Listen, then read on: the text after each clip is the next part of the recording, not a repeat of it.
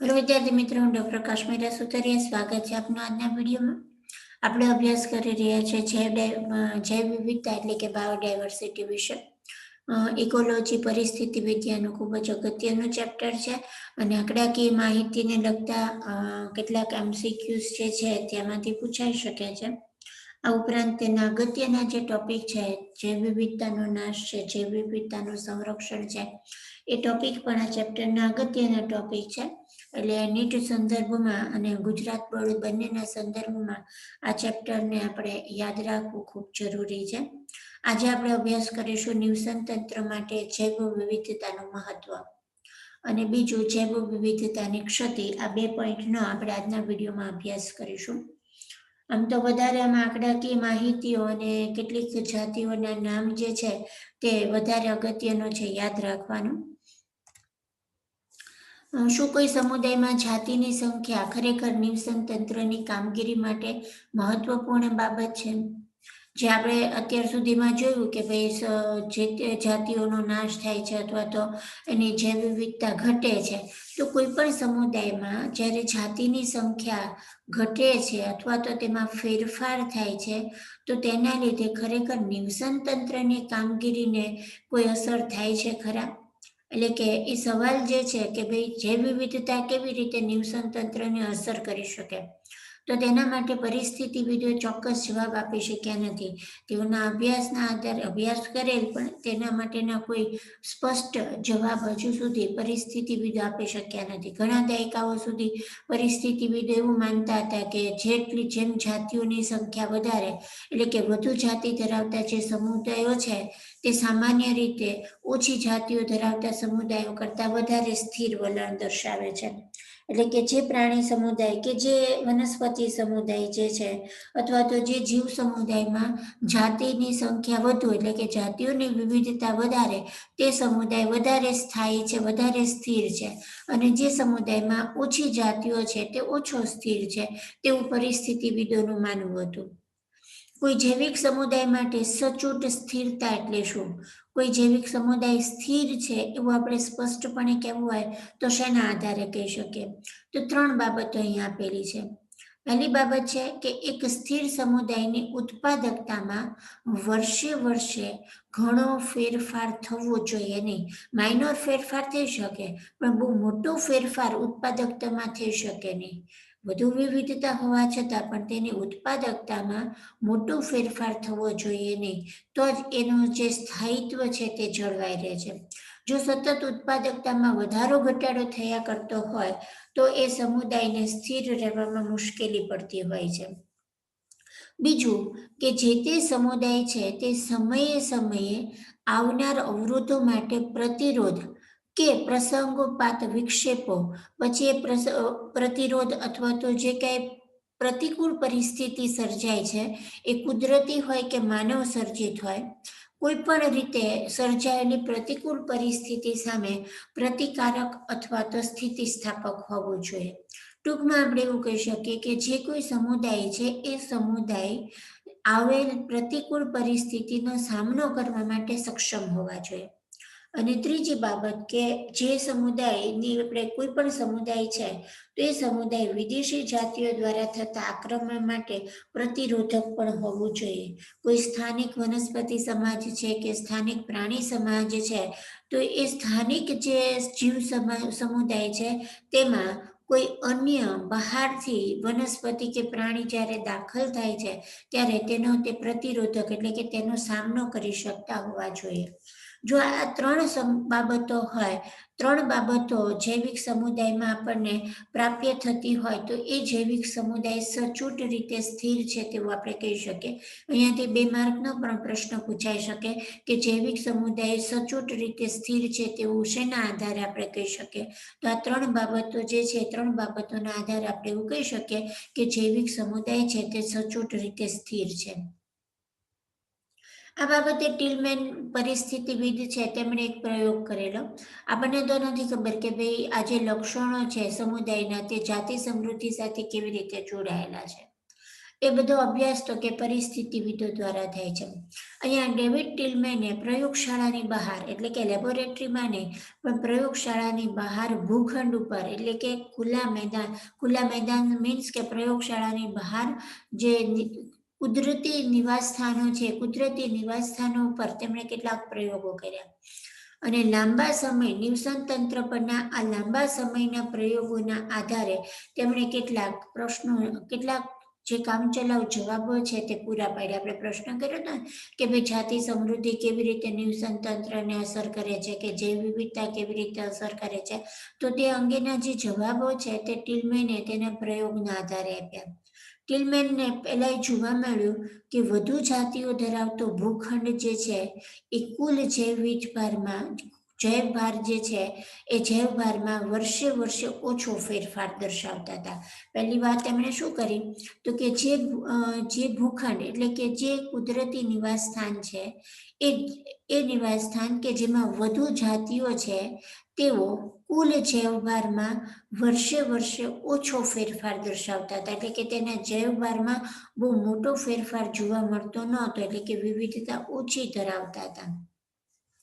તેઓએ તેમના પ્રયોગમાં એ પણ દર્શાવ્યું કે વધતી જતી વિવિધતાએ તેની ઉચ્ચ ઉત્પાદકતામાં ફાળો આપ્યો હતો. ઉત્પાદકતામાં જે વધારો જોવા મળ્યો એ શેના લીધે જોવા મળ્યો તો કે વધતી જતી વિવિધતાના કારણે. આમ છતાં આપણે સંપૂર્ણપણે નથી જાણતા કે જાતિ સમૃદ્ધિ એ કેવી રીતે નિવસન તંત્રને સારું કે તંદુરસ્ત બનાવી રાખવામાં મદદરૂપ બને છે. એટલે કે કોઈ પણ નિવસન તંત્રની જાળવણીમાં, કોઈ પણ નિવસન તંત્રની સ્થિરતામાં જાતિ સમૃદ્ધિ કેવી રીતે ઉપયોગી બને છે તે હજુ આપણે સંપૂર્ણપણે જાણતા નથી. સમૃદ્ધ જૈવ વિવિધતા એ ફક્ત નિવસન તંત્રની તંદુરસ્તી માટે જ આવશ્યક છે એવું નથી. કોઈ પણ સમૃદ્ધ જૈવ વિવિધતા એટલે કે જૈવ વિવિધતાનું જે વધુ પ્રમાણ છે તે માત્ર નિવસન તંત્રની તંદુરસ્તી માટે જ જરૂરી છે એવું નથી, પરંતુ પૃથ્વી ઉપર જે માનવ જાતિ લાંબા સમય સુધી અસ્તિત્વ ટકાવી રાખવા માટે પણ તે અનિવાર્ય છે. એટલે કે પૃથ્વી ઉપર માનવ જાતિના અસ્તિત્વને કે જીવનને ટકાવી રાખવા માટે પણ આ જૈવ વિવિધતા છે તે ખૂબ જ જરૂરી છે. શા માટે તો એક જ આપણે ખાલી માત્ર સામાન્ય ઉદાહરણો જોઈએ. આપણે જુદી જુદી જાતના શાકભાજીઓ ખાઈએ છીએ, જુદી જુદી જાતના અનાજનો ઉપયોગ કરીએ છીએ, કઠોળનો ઉપયોગ કરીએ છીએ, જુદા જુદા ફળો ખાઈએ છીએ, દવા તરીકે જુદી જુદી વનસ્પતિઓનો ઉપયોગ કરીએ છીએ. કેટલીક દવાઓના ઉત્પાદનમાં તો કે જુદા જુદા સૂક્ષ્મ જીવો સંકળાયેલા છે. તો આ બધું શું છે? જૈવ વિવિધતા જ છે. માનવ કલ્યાણકારી માટે તો કે જૈવ વિવિધતા ખૂબ ઉપયોગી છે. એટલે માત્ર નિવસન તંત્રની તંદુરસ્તી અથવા તો નિવસન તંત્રના સ્થાયીપણા માટે જૈવ વિવિધતા ઉપયોગી છે એવું નથી, પરંતુ માનવ જાતિને ટકાવી રાખવા માટે પણ નિવસન તંત્રની જે આ જૈવ વિવિધતા છે તે ખૂબ જ જરૂરી છે. ટિલમેનના પ્રયોગ પછી પોલ એહરલિચની ધી રિવેટ પર પૂર્વધારણા જે છે તેણે પણ જૈવ વિવિધતા નિવસન તંત્રને કેવી રીતે ઉપયોગી છે તેના વિશે કેટલાક ચોક્કસ તારણો આપ્યા. ખાસ યાદ રાખીએ, પોલ એહરલિચની ધ રિવેટ પર પૂર્વધારણા. આ સમય કે જ્યારે આપણે એકદમ ઘટતા જતા દરની ગતિએ જાતિઓ ગુમાવી રહ્યા છે ત્યારે કદાચ કોઈ પૂછે કે જો કેટલી જાતિઓ લુપ્ત થઈ જાય તો શું આ બાબત આપણા માટે ખરેખર મહત્વની છે? ખરેખર આપણને કોઈ પૂછે કે ભાઈ આ જે રીતે જૈવ વિવિધતા ઘટી રહી છે તો કેટલી જાતિઓ લુપ્ત થઈ, એ જે કઈ પ્રશ્નો છે ખરેખર આપણા માટે મહત્વના છે ખરા? જો પશ્ચિમ ઘાટના વૃક્ષો પર જોવા મળતી દેડકાની એક જાતિ હંમેશા માટે વિલુપ્ત થઈ જાય તો શું પશ્ચિમ ઘાટના નિવસન તંત્ર ઓછા ક્રિયાશીલ બની જશે? કોઈ દેડકાની જાતિ છે વિલુપ્ત થઈ ગઈ, દાખલા તરીકે નિવસન તંત્રમાં દેડકાની ઘણી બધી જાતિઓ છે, એમાંની તો કે વૃક્ષો પર જોવા મળતી દેડકાની જાતિ છે તે હંમેશા માટે નાશ પામે, લુપ્ત થઈ જાય કે લોપ પામે, તો તેનાથી પશ્ચિમ ઘાટના નિવસન તંત્રની ક્રિયાશીલતા ઘટી જશે. જો જે પૃથ્વી પર કીડીઓની 20,000 જાતિઓ છે તેના બદલે માત્ર જો 15,000 જાતિઓ જ રહે તો એનાથી માનવ જીવનની ગુણવત્તા ઉપર કંઈ વિશેષ અસર થશે ખરા? આ ઘણા બધા આવા બધા પ્રશ્નો છે કે જો જૈવ વિવિધતામાં આવા ફેરફારો થાય તો તેનાથી નિવસન તંત્રને કે માનવજાતને શું નુકસાન થઈ શકે. આવા જે કંઈ નાના નાના પ્રશ્નો છે કે સરળ પ્રશ્નો છે તેનો કોઈ સીધા જવાબ નથી, પરંતુ સ્ટેનફોર્ડના પરિસ્થિતિવિદ પોલ એહર્લિચ, પરિસ્થિતિવિદનું નામ છે પોલ એહર્લિચ, અને તેમણે ઉપયોગમાં લીધેલી તેમના દ્વારા જે એક પ્રયોગ કરવામાં આવ્યો અથવા તો તેમણે જે પૂર્વધારણા આપી એ પૂર્વધારણા એટલે ધ રિવેટ પોપર પૂર્વધારણા.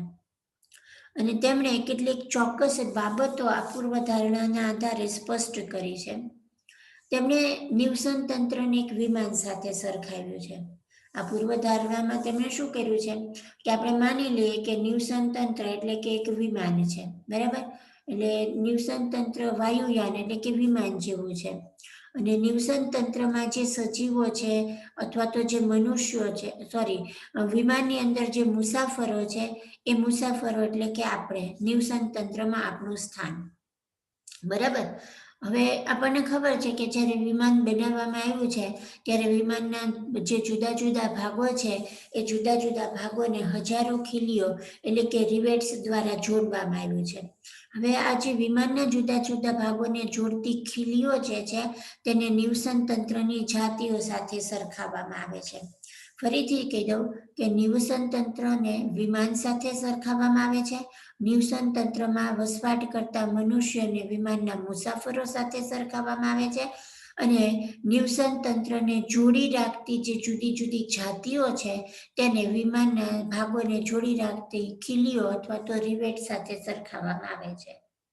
હવે જો મુસાફરી દરમિયાન વિમાનના દરેક મુસાફર તેમાં જડેલી અથવા તો તેમાં લગાડેલી જે ખીલીઓ છે એ ખીલી એક એક ખીલી ખોલીને તેમના ઘરે લઈ જવાનું શરૂ કરે તો, એટલે આને આપણે નિવસન તંત્રના સંદર્ભમાં કહીએ, જો વિમાનમાંથી એક એક ખીલી મુસાફર એમના ઘરે લઈ જવાનું શરૂ કરે તો નિવસન તંત્ર એટલે આપણે વિમાન કીધું, જો વિમાનમાંથી ખીલીઓ જાય તો નિવસન તંત્રમાંથી શું થશે તો કે જાતિઓ લુપ્ત થતી જાય છે.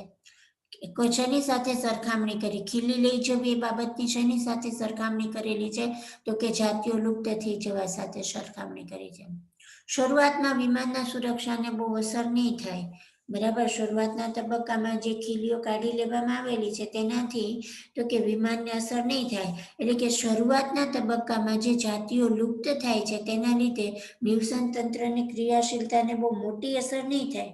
નિવસન તંત્રની ક્રિયાશીલતા તો યોગ્ય જ રહેશે, પરંતુ જો વધુ ને વધુ ખીલીઓ છે તે દૂર કરવામાં આવે તો વિમાન જે છે તે જોખમી રીતે ભાંગી પડશે.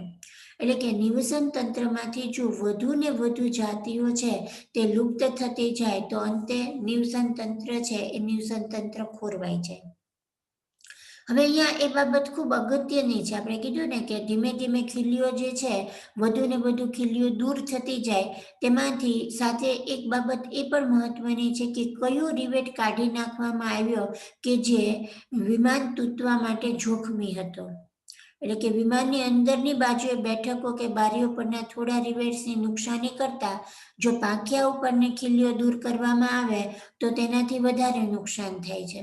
એટલે કે નિવસન તંત્રમાંથી નાની નાની જાતિઓ જ્યારે દૂર થાય છે તેના કરતાં જો કોઈ ચાવીરૂપ જાતિઓ જે છે કે જે નિવસન તંત્રની મુખ્ય ક્રિયાવિધિને સંચાલિત કરે છે એનો જો લોપ થાય તો નિવસન તંત્રને ગંભીર અસરો થાય છે. એટલે અહીંયા પાંખોના જે રિવેટ્સ છે, બરાબર, પાંખોના જે રિવેટ્સ છે તે નિવસન તંત્રની મુખ્ય જાતિઓ સાથે તુલના કરવામાં આવી છે, કેમ કે પાંખિયા વગર વિમાન ઉડી નથી શકવાનું. અને એવી જ રીતના નિવસન તંત્રની ક્રિયાશીલતા અથવા તો ક્રિયાવિધિને સંચાલિત કરતી મુખ્ય જાતિઓ જે છે તેનો લોપ થઈ જાય તો નિવસન તંત્રની ક્રિયાશીલતાને પણ અસર થાય. તો આ જે છે પૂર્વધારણા, એ પૂર્વધારણામાં એક નાનું એવું સામાન્ય ઉદાહરણ દ્વારા આપણને નિવસન તંત્રમાં જૈવ વિવિધતાની શું અગત્યતા છે તેના વિશે ઘણી બધી માહિતી પૂરી પાડે છે. ત્યાર પછી જૈવ વિવિધતાની ક્ષતિ કે નુકસાની, લોસ ઓફ બાયોડાયવર્સિટી.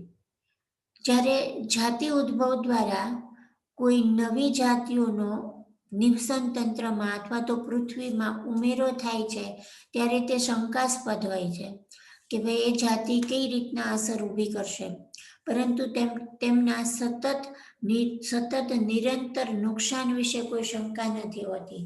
એમાંથી એનો શું ફાયદો છે અથવા તો કેવી રીતે ઉપયોગી બનશે બધી બાબતો બરાબર, પરંતુ તેના નુકસાન વિશે કોઈ શંકા નથી હોતી.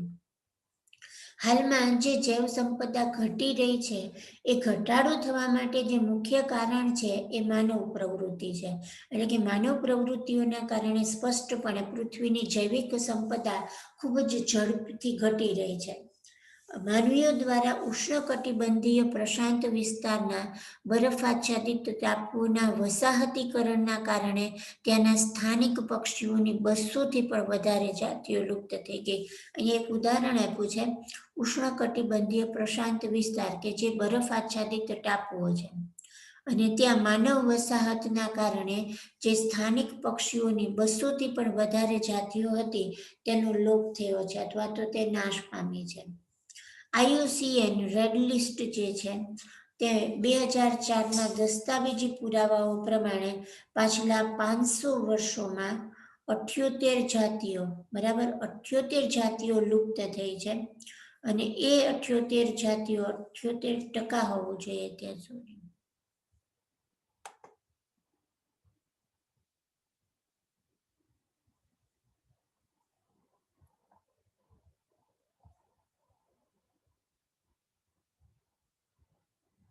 784 જાતિઓ જે છે તેનો લોપ થયેલો છે, લુપ્ત થઈ છે, સોરી, જે જાતિઓ લુપ્ત થઈ છે, જાતિઓ 784 જાતિઓ છે તે લુપ્ત થયેલી છે. 784 જાતિઓમાં કોનો સમાવેશ થાય છે તો કે 338 પૃષ્ઠવંશીઓ છે, 359 અપૃષ્ઠવંશીઓ છે અને 87 તો કે વનસ્પતિ જાતિઓ છે. 2004ના જે પુરાવાઓ છે તેના આધારે આ બાબત જણાવવામાં આવી છે. IUCN રેડ લિસ્ટ બહાર પાડ્યું છે. રેડ લિસ્ટ એટલે કે જે નાશ પામેલી જાતિઓ છે, નાશોપ્રાય જાતિઓ છે, એનું જે લિસ્ટિંગ છે એ એક યાદી જે છે તે તૈયાર કરવામાં આવતી હોય છે IUCN દ્વારા. અને એ જે રેડ લિસ્ટ છે એ રેડ લિસ્ટના આધારે તેમણે આ માહિતી આપી કે 500 વર્ષોમાં 784 જાતિઓ છે તે લુપ્ત થઈ ગઈ છે, એટલે કે નાશ જ પામી છે. જેમાં પ્રાણીઓમાં પૃષ્ઠવંશી અને અપૃષ્ઠવંશી તેમજ વનસ્પતિ બધાનો સમાવેશ થાય છે. તાજેતરની જે જાતિઓ લુપ્ત થઈ છે તેના જો ઉદાહરણો જોઈએ તો ડોડો પક્ષી છે, મોરિશિયસનું છે, ક્વેગા એ આફ્રિકન પ્રાણી છે, થાઇલેસિયન એ પણ ઓસ્ટ્રેલિયાનું પ્રાણી છે, સ્ટીલર સી કાઉ એ રશિયા દરિયાઈ જે ગાય છે સ્ટીલર સી કાઉ, અને વાઘની 3 ઉપજાતિ બાલી, જાવાન અને કાસ્પિયન. અહીંયા ફોટો મેં મૂક્યો છે, ડોડો છે, ક્વેગા છે, થાઇલેસિયન છે અને સ્ટીલર સી કાઉ છે કે જે નાશ પામી છે અથવા તો લુપ્ત થઈ ગઈ છે. આ ઉપરાંત વાઘની 3 જાતિઓ બાલી, જાવાન અને કાસ્પિયન, આ વાઘની 3 જાતિઓ છે. બાલી ટાઈગર છે, જાવાન ટાઈગર છે અને આ કાસ્પિયન ટાઈગર છે. એમાં જે ડિફરન્સ છે, ડિફરન્સ તમે ફોટામાં જોઈ શકો છો. થોડોક જે દેખાવનો ડિફરન્સ છે એ ફોટા ઉપરથી ખ્યાલ આવી શકે છે. બાકી તો જે પ્રાણીશાસ્ત્રના લક્ષણો મુજબ એનો ડિફરન્સ છે એ પ્રાણીશાસ્ત્રનો એક અભ્યાસ થઈ જાય છે જે આપણે અહીંયા ધ્યાનમાં લેતા નથી. પરંતુ ટૂંકમાં કે જે જાતિઓ નાશ પામી છે તેના કેટલાક ઉદાહરણો અહીંયા આપ્યા છે. છેલ્લા 20 વર્ષોમાં જ 27 જાતિઓના અદૃશ્ય છેલ્લા જે 20 વર્ષો છે એ જ 27 જાતિઓ અદૃશ્ય થવાના સાક્ષી બની રહ્યા છે. અને જો આ કોઈ અહેવાલો છે એનું આંકડાકીય પૃથ્થકરણ દર્શાવવામાં આવે તો સમગ્ર વર્ગકોનું વિલોપન એ યાદચ્છિક નથી, બરાબર, એટલે કે એ રેન્ડમલી નાશ પામ્યા હોય એવું નથી. જેમ કે ઉભયજીવી જેવા કેટલાક જૂથો લુપ્ત થવા માટે વધુ સંવેદનશીલ લાગે છે, બરાબર. જે ઉભયજીવી વર્ગના પ્રાણીઓ છે તે લુપ્ત થવા માટે વધારે સંવેદનશીલ છે. લુપ્તતાના ભયાનક દ્રશ્યોમાં કેટલીક હકીકતો એવી પણ છે કે વિશ્વવ્યાપી 15,500 કરતાં પણ વધારે જાતિઓ લુપ્ત થવાના ભયનો સામનો કરી રહી છે. અત્યારે ઓલરેડી 784 જાતિ તો લુપ્ત થઈ જ ગઈ છે, પરંતુ સમગ્ર વિશ્વની જો આપણે વાત કરીએ તો એ જે જાતિઓ છે તે 15,500 જાતિઓ છે, અથવા તો 15,500થી પણ વધારે જાતિઓ છે કે જે લુપ્ત થવાના આરે છે, એટલે કે નાશપ્રાય જાતિઓ છે. અને આ ડેટા પણ રેડ લિસ્ટ દ્વારા વર્લ્ડ કન્ઝર્વેશન યુનિયન જે છે, વિશ્વ સંરક્ષણ સંઘ દ્વારા જે રેડ લિસ્ટ બહાર પાડવામાં આવ્યું છે, તેના આધારે માહિતી છે કે ભાઈ 15,500 કરતાં પણ વધારે જાતિઓ નાશપ્રાય એટલે કે લુપ્ત થવાના આરે છે. વર્તમાન વિશ્વમાં એટલે કે હાલના સમયમાં બધી જ પક્ષી જાતિઓ જે છે તેના 12%, બધી જ સસ્તન જાતિઓના 23%, બધી જ ઉભયજીવી જાતિઓના 32% અને બધી જ અનાવૃત બીજધારીઓના 31% જાતિઓ લુપ્ત થવાના ભયનો સામનો કરે છે, અથવા તો વિનાશના આરે આવીને ઊભી રહી છે. એટલે કે એ લુપ્ત થવાના આરે છે, કે ખાસ કરીને નાશપ્રાય બનતી જાય છે. ભારત કે જેનો અધિકતમ જમીન વિસ્તાર અશ્મિ અહેવાલોના માધ્યમ દ્વારા પૃથ્વી ઉપરના જીવનના ઇતિહાસના અભ્યાસ પરથી આપણે જાણ્યું કે જાતિઓનું મોટા પાયે થતું નુકસાન જે હાલમાં આપણે જોઈ રહ્યા છે તેવું અગાઉ પણ મનુષ્ય જાતિના અવતરણ પહેલા પણ થયેલું. એટલે કે આજે જૈવ વિવિધતાનો નાશ છે, અથવા તો જાતિઓનું જે પ્રમાણ ઘટતું જાય છે એ હાલમાં પહેલી વાર નથી બન્યું. અગાઉ પણ મનુષ્ય જાતિનું અવતરણ થયો એ પહેલા પણ જાતિઓનો નાશ જે છે, અથવા તો તેનો જે ઘટાડો છે કે તેનું જે નુકસાન છે એ પહેલા પણ થયેલું હતું. લાંબા સમય દરમિયાન લગભગ 3 બિલિયન વર્ષ પહેલા જ્યારથી પૃથ્વી ઉપર જીવનો ઉદ્ભવ થયો તથા વૈવિધ્યકરણ થયું છે, ત્યારથી આજ સુધીમાં 5 વખત જાતિઓના સામૂહિક વિલોપનનો ઘટનાક્રમ થયો છે. આ જાતિઓનું જ્યાં પૃથ્વીનો ઉદ્ભવ થયો અને પૃથ્વી ઉપર વૈવિધ્યકરણથી જીવસૃષ્ટિ અસ્તિત્વમાં આવી ત્યારથી લઈને આજ સુધીમાં 5 વખત જાતિઓનો જે નાશ થવાનો ઘટનાક્રમ થયેલો છે. અને હાલમાં જે જાતિઓનો નાશ થઈ રહ્યો છે તે 6ઠી વખતનું વિલોપન છે. પરંતુ પહેલાના 5 અને હાલનું જે 6ઠી વખતનું વિલોપન છે તેનો તફાવત શું છે? તો કે આગળના 5 ઘટનાક્રમથી હાલનું જે વિલોપન જે છે તેનો દર ખૂબ ઊંચો છે, એ મુખ્ય તફાવત છે. 5 ઘટનાક્રમથી ફક્ત તેનો જે દરનો તફાવત છે, 5થી હાલનો જે દરનો તફાવત છે તે મુખ્ય બાબત છે. વર્તમાન સમયમાં જાતિઓના વિલોપનનો દર એ ખરેખર માનવ અસ્તિત્વના સમય પૂર્વે થવાવાળા વિલોપન કરતાં 100 થી 1000 ગણો ઝડપી આંકવામાં આવ્યો છે. અને તેના માટે માનવ ક્રિયાવિધિઓ જ જવાબદાર છે.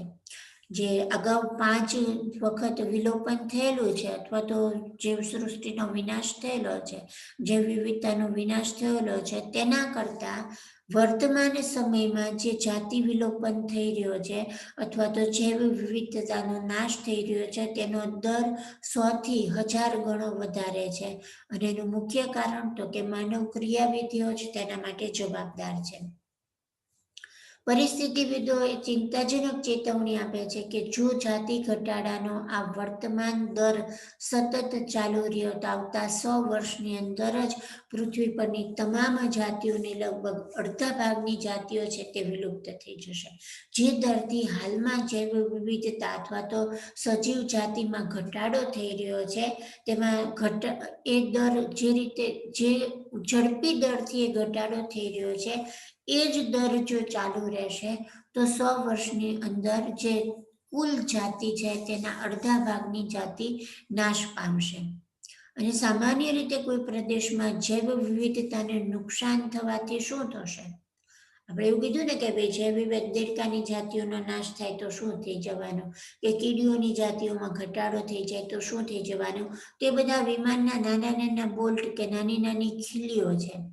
પરંતુ જો ચાવીરૂપ જાતિઓ જે છે, દાખલા તરીકે વનસ્પતિ આવરણ બહુ મોટા જથ્થામાં દૂર થઈ જાય તો શું થાય? કૃષિ વિસ્તારો મોટા પ્રમાણમાં દૂર થઈ જાય તો શું થઈ જાય? ઉત્પાદકતામાં ઘટાડો થઈ જાય. વનસ્પતિ ઉત્પાદનમાં ઘટાડો. વનસ્પતિ એ સૌર ઉર્જા અને રાસાયણિક ઉર્જામાં રૂપાંતરણ કરે છે. એટલે કે જે મુખ્ય ઉર્જા સ્ત્રોત છે, મુખ્ય ઉર્જા સ્ત્રોતની ઉર્જાને નિવસન તંત્રમાં કાર્યાન્વિત કરનાર વનસ્પતિઓ છે. એટલે જો આવું ચાવીરૂપ જે જાતિઓ છે એમાં ઘટાડો થાય તો ઉત્પાદનમાં સીધો જ ઘટાડો થાય. દુષ્કાળ જેવા પર્યાવરણીય ઉપદ્રવો જે છે તે જોવા મળે છે. વનસ્પતિ ઉત્પાદકતા, પાણીનો ઉપયોગ, જંતુ તથા રોગચક્રો જેવી કેટલીક નિવસન તંત્રકીય પ્રક્રિયાઓ પરિવર્તનશીલતા વધવા માંડે છે. એટલે કે જે કે ઉત્પાદકતામાં ઘટાડો થવો, પાણીનો ઘટાડો છે, જંતુ અને રોગચક્રોમાં વધારો થવો, આવી બધી બાબતો છે તે જોવા મળે છે. એટલે ખાસ કરીને નિવસન તંત્રની જાળવણીમાં તેમજ માનવજાતની સુરક્ષા અને માનવજાતને ટકી રહેવા માટે પણ જૈવ વિવિધતા છે તે ખૂબ જ અગત્યનો ભાગ ભજવે છે. વિદ્યાર્થી મિત્રો, આપણે વાત કરી કે જૈવ વિવિધતાનો નાશ શું છે, કેવી રીતે થઈ રહ્યો છે અને જૈવ વિવિધતાનો પરિસ્થિતિ વિદ્યામાં શું ઉપયોગ છે. અને માત્ર પરિસ્થિતિ વિદ્યામાં જ જૈવ વિવિધતા ઉપયોગી છે એવું નથી, પરંતુ જો માનવ જાતના સંદર્ભમાં આપણે વાત કરીએ તો ખોરાકના સ્ત્રોતની પ્રાપ્તિ છે, ઔષધ સ્ત્રોતની પ્રાપ્તિ છે, પોષક દ્રવ્યોની પ્રાપ્તિ છે, આ બધી બાબતોમાં પણ આ જૈવ વિવિધતા છે તે ખૂબ જ ઉપયોગી છે. આશા છે કે આપને આજનો ટોપિક સારી રીતના સમજાણો હશે. Thank you.